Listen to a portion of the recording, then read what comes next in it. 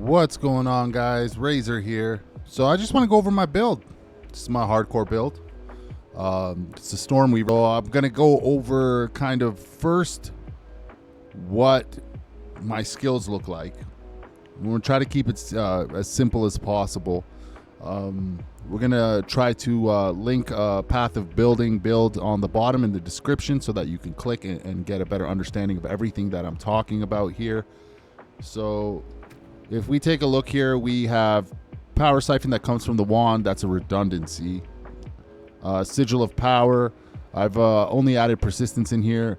You could add some more support gems in here, but predominantly what I care about is just having the supported skill. 40% more skill effect duration, which is big. Now here's a big thing when it comes to using Sigil of Power. Sigil of Power is already set here, as you can tell. I smash Sigil of Power, and then I hit my right click, and I'm using Spark. Now how am I doing that without actually switching over, hitting X? You're going down to Spark, hitting this side here, and you look, it says use with weapon set. Normally it's set to 2 weapon sets. Get rid of the second weapon set, cast it, and just start sparking immediately. Okay, Orb of Storms, really great to have.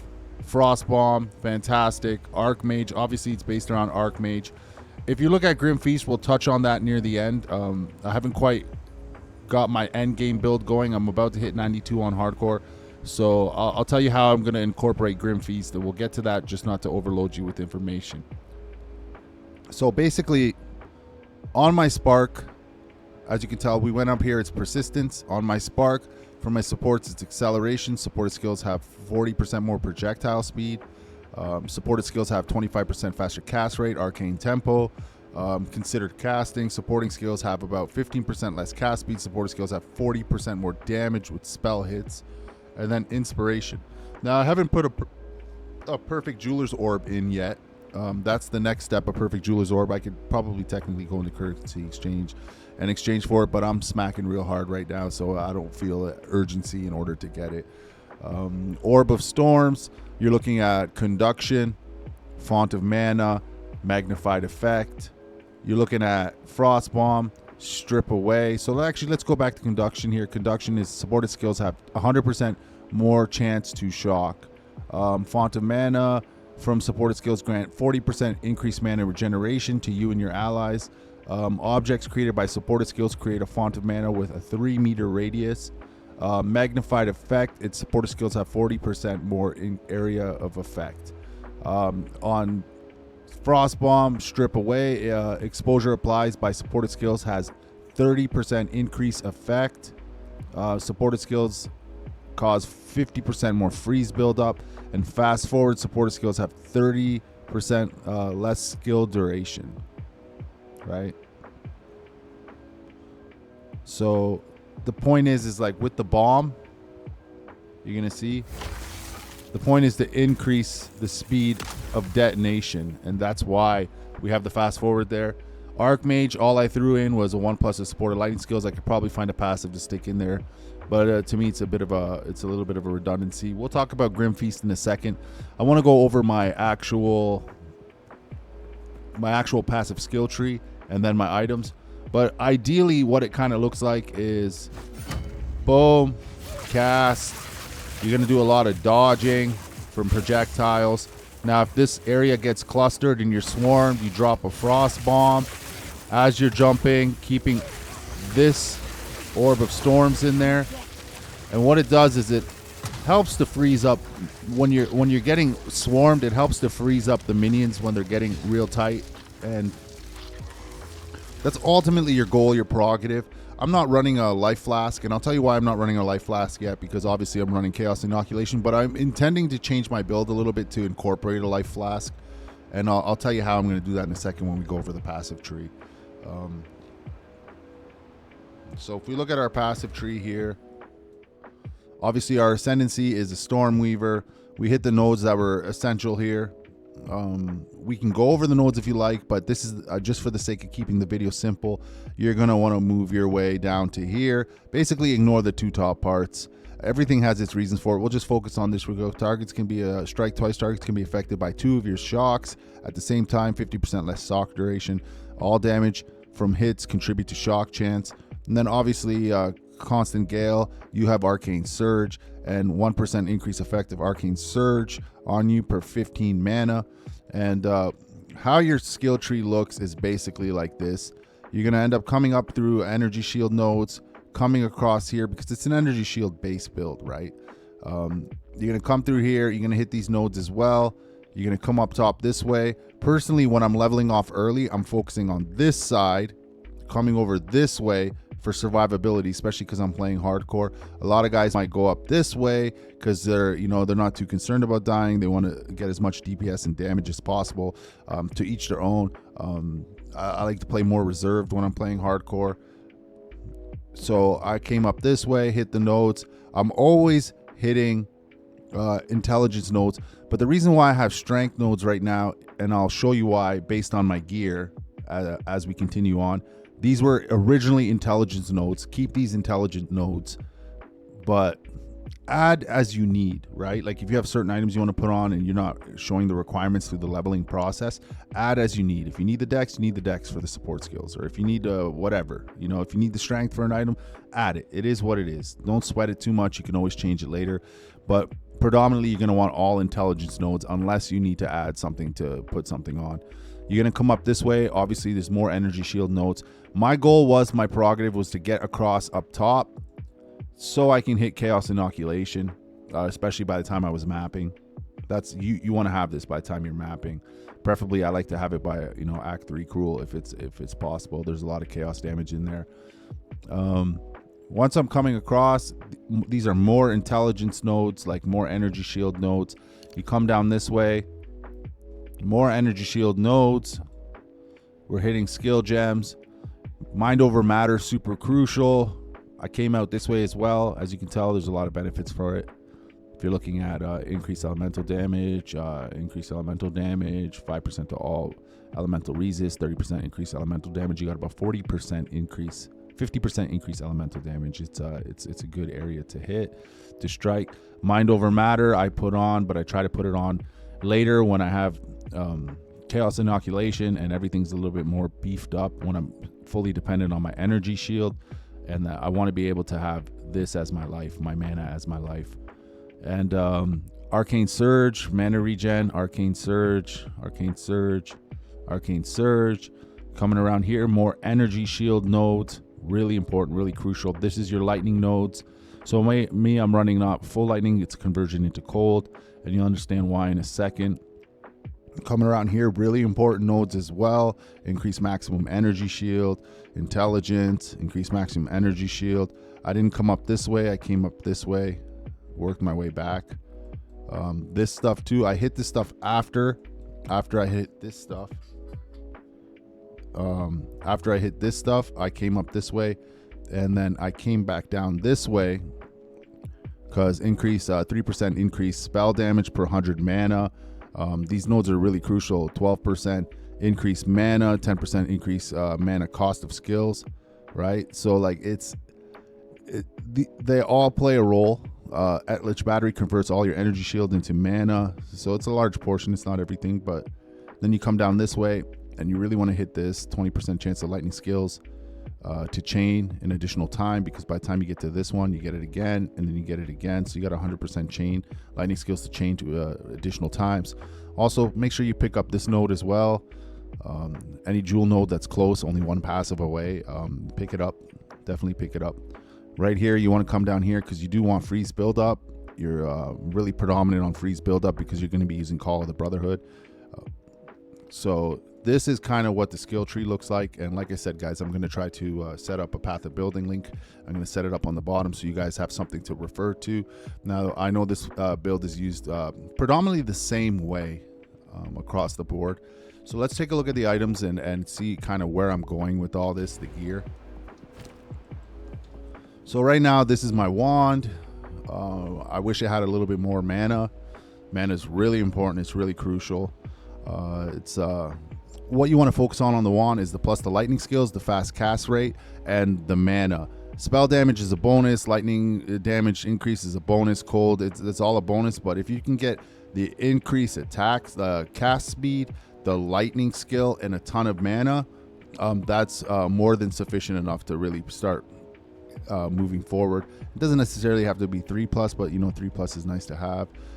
It makes a huge difference, especially when you get really high up on Spark, the level 20 gem, and then you start to go to like a level 21, 20. Those single level increases are a substantial amount of DPS damage.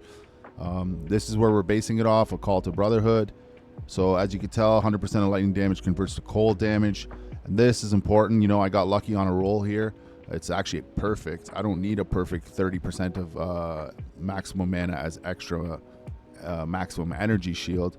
And, now that I think about it, I should probably sell this because it'll sell for a substantial amount of divs in hardcore, and probably put on something that's like a 28 or 27 that doesn't cost that much, and make the profit off of it, because I'm trying to get an Invictus armor for my build, and we'll talk about that in a second.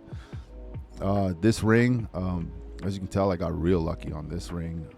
It's got 3 sets of resists, tri-resists. It's got 21% fast cast rate. It's got 56 maximum mana. This was actually a rolled ring, especially at 39. It smacks, man. It's a really nice ring. My helmet. So this helmet's great. Personally, I don't like the aesthetics of the helmet. I don't like the way it looks, but the skills, the stats, the prefixes and suffixes are really nice. They work well, especially with the item rarity. I wish the item rarity was a little bit higher. You're going to want to incorporate item rarity in there. I got a much better belt. I got a 2+ charm slot, but they're fire and lightning resist, and currently right now I need cold resist, so I kind of stepped down on the belt and left the other one in the stash because I really need the cold resist right now. So once I actually get my Invictus on and my armor, we'll talk about that in a second, but there's a reason why I'm using this belt, and it's predominantly for the cold resist. Once I figure out my cold resist scenario, I have one that has fire and lightning, 20+ resist with 2+ charm slots. Charm slots are very essential. My gloves also, I really like my gloves. I'm not quite sure how they could get much better than that. I guess everything can get a little bit better, if you know what I mean. But I'm really happy with them, especially with the item rarity. If maybe instead of intelligence there, maybe another resist, but I like the intelligence standpoint of it. My boots, same thing. I'm only running them for item rarity. That's the only reason why these boots are on. I preferably would like them having 30% fast run walk speed. And I do have a pair that I'm going to switch over to, but I only have these on for item rarity at this point. You can make a lot of modifications. You can get a lot better set of boots. If I wanted to, I could probably go on the PoE trader and get a better set of boots. Probably cost me about 40, 50 exalts, but at level 91 hardcore, exalts drop relatively quickly, so it's not a big deal. I don't over embellish too much on min-maxing perfection in my gear. If it works and it's working, I try not to mess with it. This I'm really happy with. As you can tell, it's 129 mana, 2+ to all spell skills, increased critical hit chance, 4 spells, 22% fast cast rate, 108% increased cold damage. Remember, we're converting our lightning damage into cold damage. So I'm really happy with this focus. Actually, when I take this focus off, I lose about 40% of my DPS, which is pretty substantial. Other than that, you look at the charms, these are very basic charms. I'll probably throw a third one in. So let's talk about this. And what I want to do is, in my passive tree, there's a node that when you come down here, it's called Eternal Youth. Life recovery from flasks apply to energy shield. Now, if I can find a flask that has a superior flask that has about 3,000 increase to life, then I will hit that node. Because if I can get something that's around 2,500 to 3,000 increase to life, then it's basically like a massive boost, right? Imagine that if I had that particular flask, it would make sense to hit that node, so that every time I hit that flask at where my energy shield is at almost 8,000. Imagine if it's 2,500, 3,000. It's substantial amount of healing. It's a substantial amount of healing.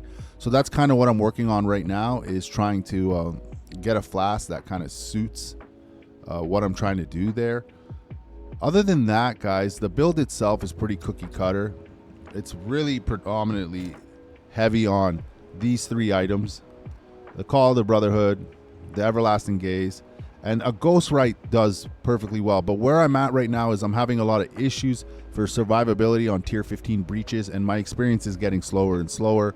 You know, we're looking at maybe 2-3% per tier 15 map. And you know, if I get into a corrupted zone, or I can boost the zone up by 2 more plus levels, we're doing all right. It's not that bad, right? But I know that once I get to like 94, I want to be smacking out breaches as hard as I can. So this is what my goal is. I bought this for 1 div. There it is. Mahoxathal's Omen Shield. So I bought this for 1 div. So what my goal is I need to get an Invictus, one that has 5% increase to energy shield with 10% to spirit per every soul core inside or rune, right? So that'll be 40% increased spirit with the Invictus, which in turn will bring my spirit to 140. And that's where Grim Feast comes into play, because if I can get my spirit to 140, Grim Feast is really broken right now. If you can actually charge up your energy shield past what its maximum energy shield is. I suspect that they're going to make some changes to that whenever they maybe patch over or something, because it's a broken skill. And clarity, right? So I need that 40 spirit increase, and that's going to come from the Invictus. And that's the point that I'm at right now, guys. I'm trying to acquire a Invictus that correlates with my build structure. Then I have to change the way I play the game to WASD. WASD keyboard has a lot of advantages.